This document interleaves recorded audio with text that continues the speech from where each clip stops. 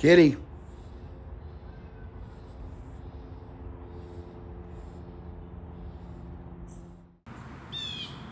Good morning. This is Bill from Curious Cars on a miserable, muggy Florida August morning. You know, I'm still here. I have that place in North Carolina, but I haven't been able to get up there. I'm still moving. It's still miserable. I'm still trying to get rid of cars, and it just feels like a curse from God. It feels like he hates me. And, you know, I'm not surprised because being Irish Catholic, obviously we have a very fierce and angry God, and he just wants to take you out and make you miserable and make you suffer, and that's how I am right now. So I had a little bit of coronavirus moonshine this one. I won't call it real moonshine because I bought it legally in Tennessee. And, you know, obviously moonshine shouldn't be legal, but it's what they call moonshine. It's very high proof, and I had more of it than I should have. So, you know, I don't know how this review is going to turn out, but we're going to keep at it. But anyway, the weather is absolutely horrible. I know I haven't done a video in a while, and I have no, you know, look, it just is what it is. I haven't been able to get, once I get up there, once I figure out the car scene up there, I hope to really hit the videos hard and get shit going again. While I'm moving up there, I find it to be very, very difficult to get anything going, and I'm happy to have this one today because I just haven't had anything interesting. I do have a Ford coming up, an old Mr. Miyagi Ford. That'll be, I have a Samurai that's finally done. That's going to be up on Bring a Trailer. But for the most part, you know, all I've been doing is trying to get things wrapped up here so I can get up there and get things done. And it turns out that uprooting your life in your 50s from one place to another is much more difficult than you might ever imagine. And that's where I'm at right now. So, anyway, look, enough of that, because look, this car is a pretty big topic, so we have to get into it. It is a Mercedes-Benz 190E. This particular one is a 1987 2.6 model, which is great because it has the big inline six, which is a fantastic engine, and we'll get into that in a little while. But this was basically manna from heaven for the yuppies in the 1980s. It's a car that came out. Look, basically this car was the beginning of the end for Mercedes-Benz. I mean, it was a great car. There's no question about that. We'll get into why as we go. But it was a terrific car, and it was very successful. And it was a traditional Mercedes in the sense of wood and nuts and bolts and German engineering and even forward thinking. I mean, just a terrific, terrific car. But it was also the car that would have sort of eventually make Mercedes-Benz not too different from any other car company in the world, whereas, you know, historically they were. So we'll get into that. So anyway, it was known as the Baby Benz when it came out. It started with the oil embargo in the 1970s, which caught Mercedes very flat-footed. There was a sudden, you know, because of our wars in Israel, the Arab world decided to add basically like 100% to the price of fuel. And Americans were used to driving big V8, shitty gas mileage cars that they loved. All of a sudden, gas is twice the price or more. If you could even get it, there were lines. There were... You know, it was just a horrible, horrible time. And as a result, these little economical, shitty cars suddenly became more popular. You know, your Volkswagens, your little tiny Japanese cars, all of a sudden they became very, very in demand. And that caught Mercedes by surprise because they did not make a compact car at the time. All of their cars were, you know, mid-sized to large. They all had potent engines. They all got pretty shitty gas mileage. And, you know, them and a bunch of other makers were scrambling for an answer while your Datsuns and Toyotas and VW Beetles and Golfs and that sort of thing all did very, very well. So So Mercedes had to go against their grain, which, they said they didn't want to build a compact car. All of a sudden they did, and it became a big deal. They invested almost $1 billion in it and put their best people on it, including Bruno Sacco, who was the head engineer at the time. And that worked out for them because Sacco had this idea that every car that Mercedes built should have a resemblance to the rest of the family, the rest of the Mercedes lineup. And that would be key to the success of this car. His philosophy of a big happy family would pay tremendous dividends with the 190E. And after 8 or so years of development, they started developing it in the mid to early 1970s, and of course over-engineered the absolute hell out of it. They released it to the public in 1982, and it became a smashing success. I mean, right out of the box, it became a huge success, much bigger than they even planned for. It had clean lines that were unmistakably Mercedes. It shared that design with the bigger and more expensive cars in their lineup. I mean, if you put this next to a 500 SEL of the era, it does not look dissimilar, and that was very, very helpful to the way the car performed. And they had to keep ramping up production to satiate demand. It had very clean lines, unmistakably Mercedes, meaning somewhat stern and humorless, but also very handsome. It did avoid using cheap materials inside, and the drive itself felt much larger. Even though it was basically, when it was released, a 4-cylinder, with a very small platform. When you got behind the wheel and drove it, it didn't feel that small. And that was one of the stated design goals that the engineers... And of course, this was such a perfect time for Mercedes to develop this car, because it was the pinnacle of Mercedes engineering, this 70s and 80s stuff, where they were building really what were the finest car in the world. The 190 also gave Mercedes something of a rebirth in automotive racing. The company had given up racing altogether in the 1950s after the tragedy at the 55 Le Mans. That was when a 300 SLR rear-ended, I think it was an Austin Healey that had done a hard left to try and get out of the way, who was someone who was braking for the pits. It hit the rear end of that thing, flew through the air, went over the barriers, and basically killed 81 spectators. It was a horrible accident, and as a result, Mercedes vowed to get out of factory racing. But as the horrors of that crash faded over time, Mercedes-Benz and other companies sort of got back into it. But by the late 1970s, Mercedes was in a big slump, and they just weren't having success anywhere, nowhere. Their racing cars just weren't performing. So they decided to engineer this car, the 190, because they had done so much work on the suspension and the platform.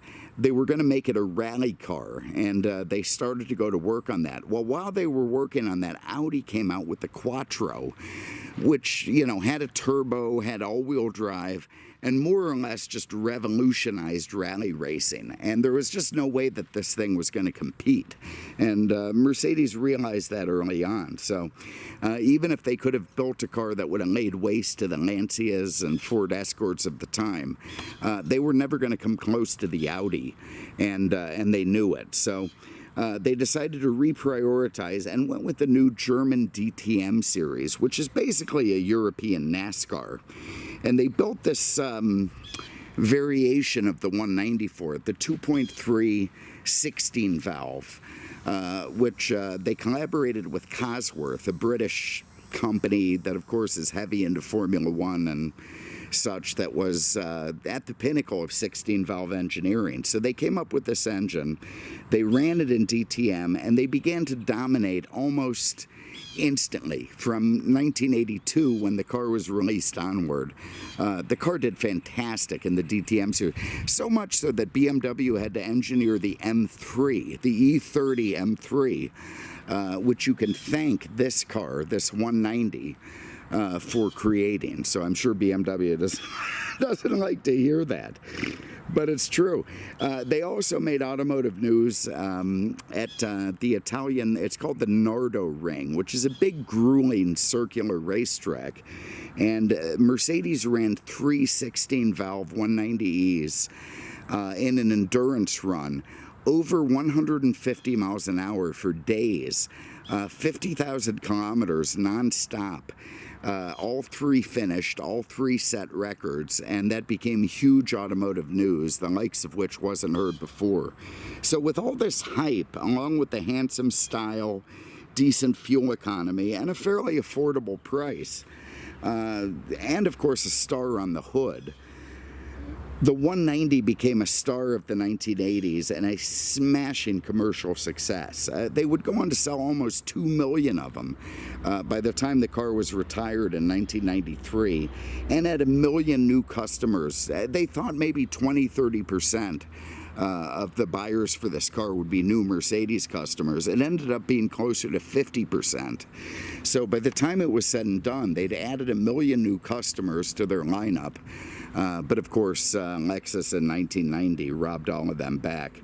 But look, with that success came a downside.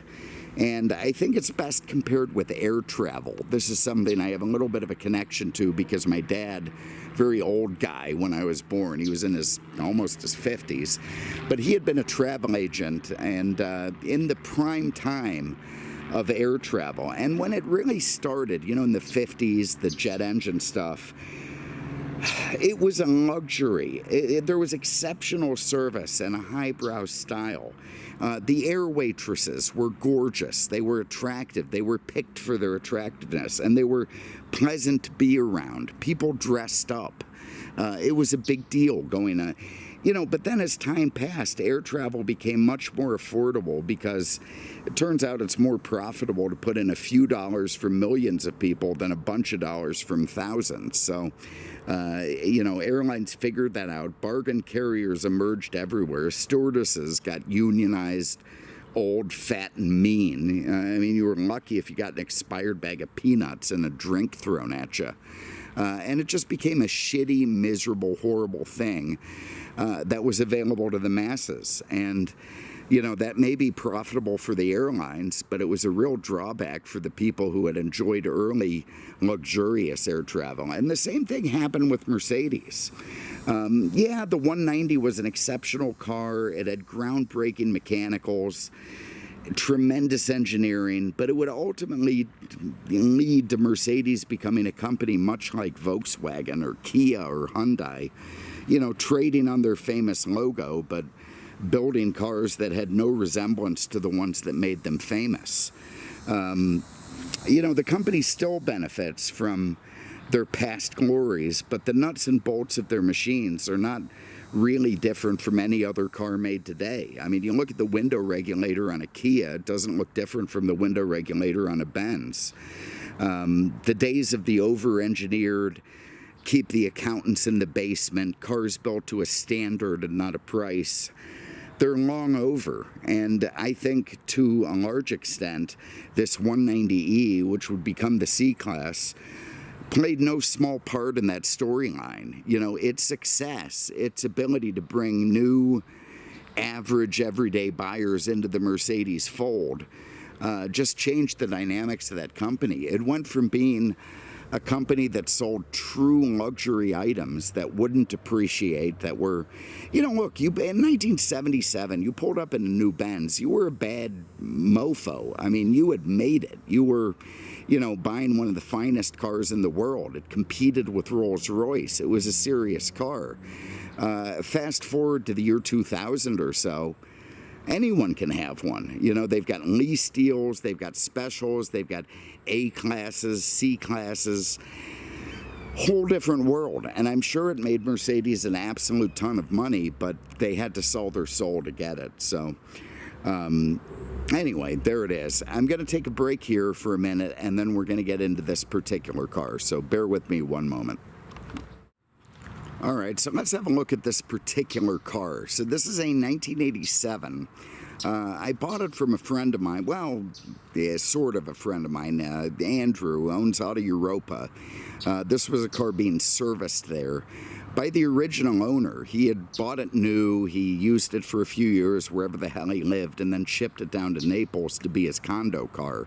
So it didn't really get many miles on it, and now it's got 36.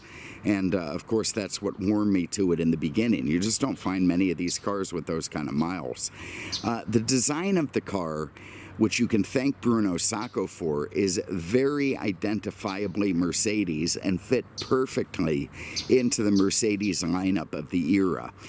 You've got that leading grille in chrome with the star on top, the lamps with the, well, they'd be Euro, they'd be composite over there. They were sealed beam over here with the H4s, but very, very clean design, you know, angled metal in the hood, angled down the sides. It had the same look and feel as the S-Class or the E-Class of the time. And of course, that was a big part of what made the car successful, because it was obviously a Mercedes. You see the Aero wheels in this version, you know, neat trim, black door handles, midnight trim around the windows, you know, all looking very Benz-like, including the taillights, which are ridged for dirt and snow, you know, typical Mercedes stuff. Because this car was still designed and built when the engineers ran the show at Mercedes. And as a result, it was a true Mercedes-Benz. Even if it would lead to horrors later on, this car itself was absolutely fantastic. So we'll have a look under the hood. And everything in it basically works identically to the way an S-Class at the time would. I mean, there is very little difference in terms of, you know, fit and functionality. Now, you know, because we're in the United States, we ended up getting the bigger engines and, you know, the better platforms and that sort of thing.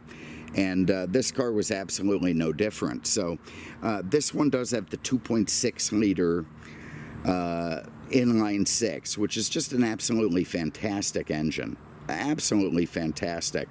It was the M103 single overhead cam, 2 valves per cylinder, about 160 horse in America. And you can see it's shoehorned in there. I mean, the front of that motor is right up to the, you know, the fan at the front of it. It just is a big engine for a little car. Most of these things in Europe had 4 cylinders, and, you know, that was the point. It was supposed to be economical. In America, we had things a little bit different, and as a result, you got the big 6. You could also get a handshaker, certainly in the 16 valve, and even in some of the other 4 cylinders. But in the States, most of these cars ended up with the 4-speed automatic, which this one has. The front, it's got coil springs, it's got independent suspension.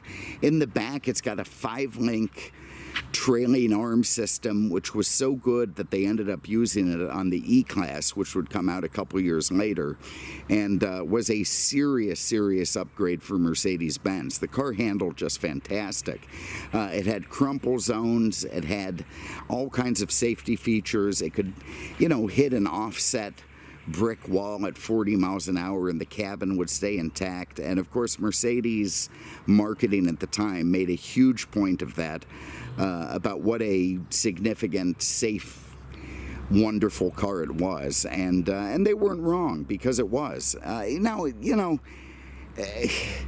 they call it affordable, but in fact, you know, this thing would have stickered. In fact, I have the sticker, so we'll get into it.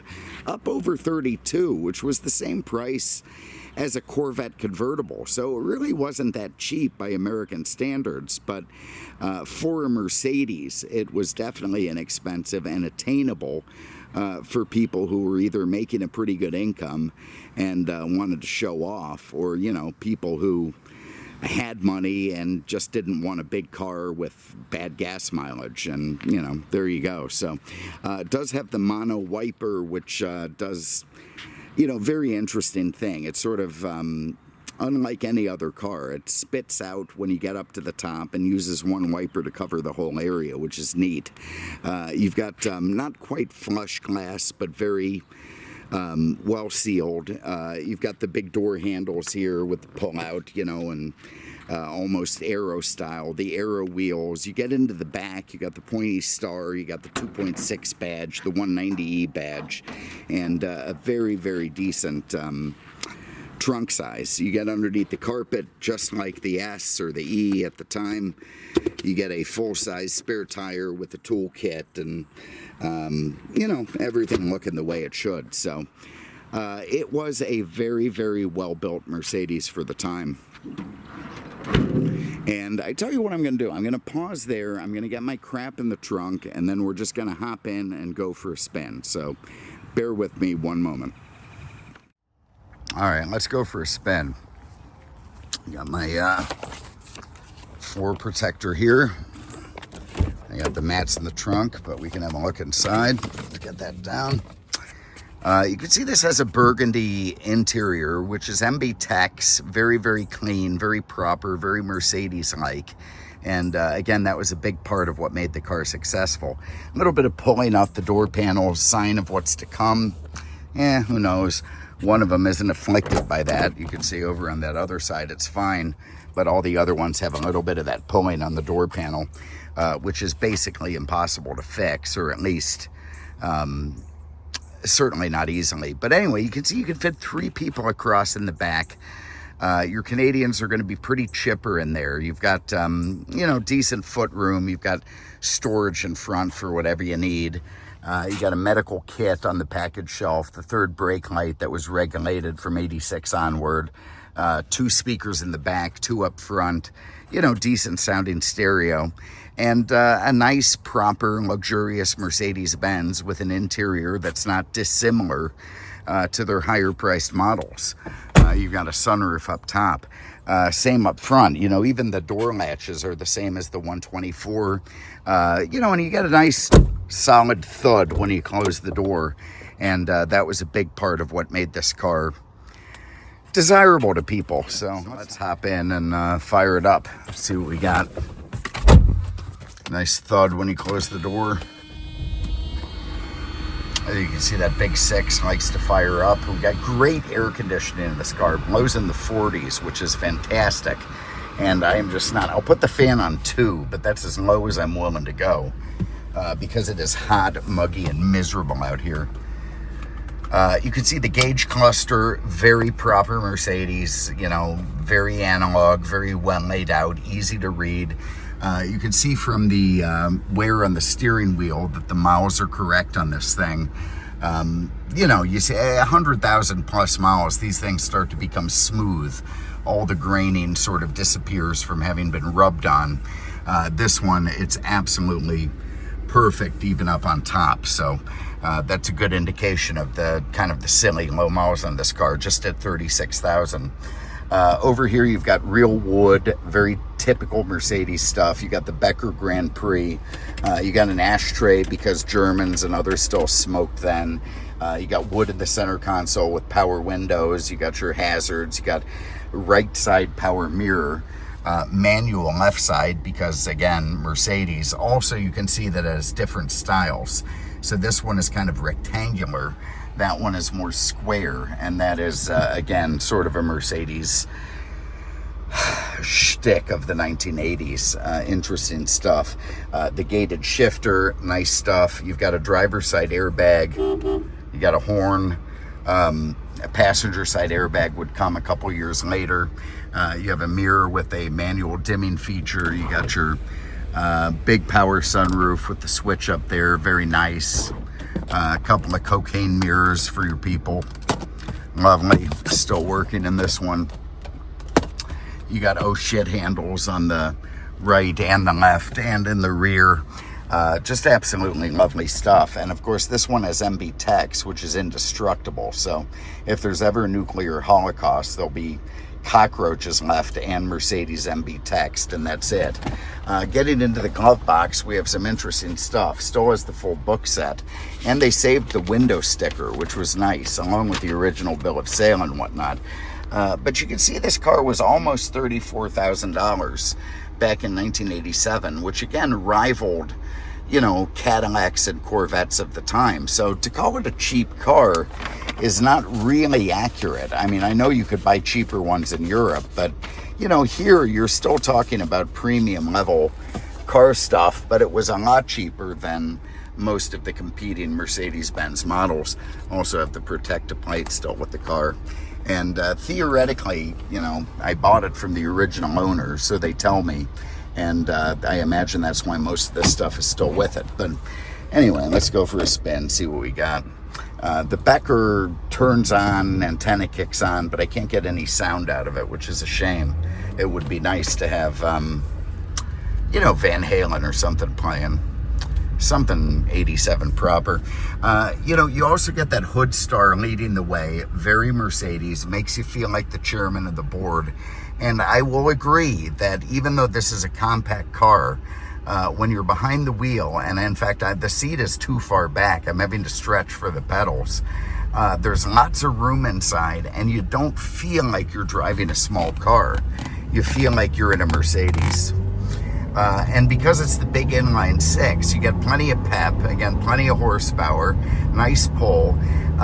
This is a classic car, which still looks pretty modern, still has an airbag, still keeps up with traffic, and is absolutely a joy to drive. And that is a true 1980s Mercedes. So you cannot argue that the 190E went so cheap as to lose their lineage, but I do think that its success did lead to that later on. But the 190 itself is still just a fantastic vehicle. It's got recirculating ball steering, you've got independent suspension front and rear, four-wheel disc brakes, ABS brakes, airbag, everything that a modern car should have, way ahead of its time in 1987.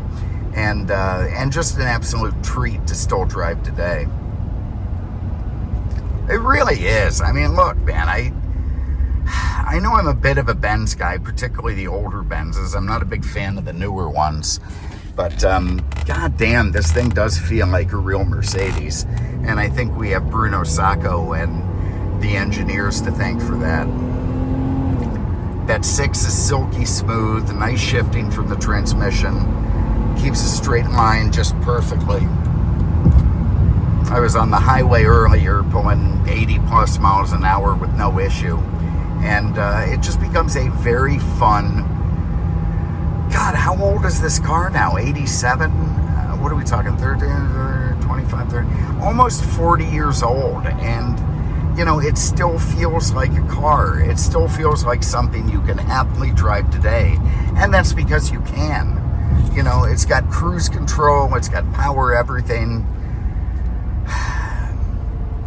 It's just like any other Mercedes of the vintage. The 126s, the 124s, this one, the W201, really has all the same feel and look and, appointments that those cars had. And that's absolutely to its credit. So anyway, I'll give you a little bit more of a drive so you can get a feel for it, but that's it. Again, I know I'm not coming out with many videos right now. Hopefully that changes when I get settled up there, which should happen within the next few months. I've actually met a guy up there who has a restored gas station from the 50s, which is going to be a great place to do videos from. I just have to charm him a little bit, and hopefully I can get in with some of the car guys up there and do some videos and get back in the scheme of things. So many apologies for the delay in videos. I'm doing what I can, and hopefully, things start rolling again soon. There you go, 190. This one's going to end up and bring a trailer. This is one of my cars because I bought it. I'm not selling it for anyone. I bought it personally. But like all the other stuff at the shop, it's got to go. Got to go before I move. So we'll get it up on BAT, see what happens. Appreciate very much you guys having a look, and we will see you with the next one. Take care.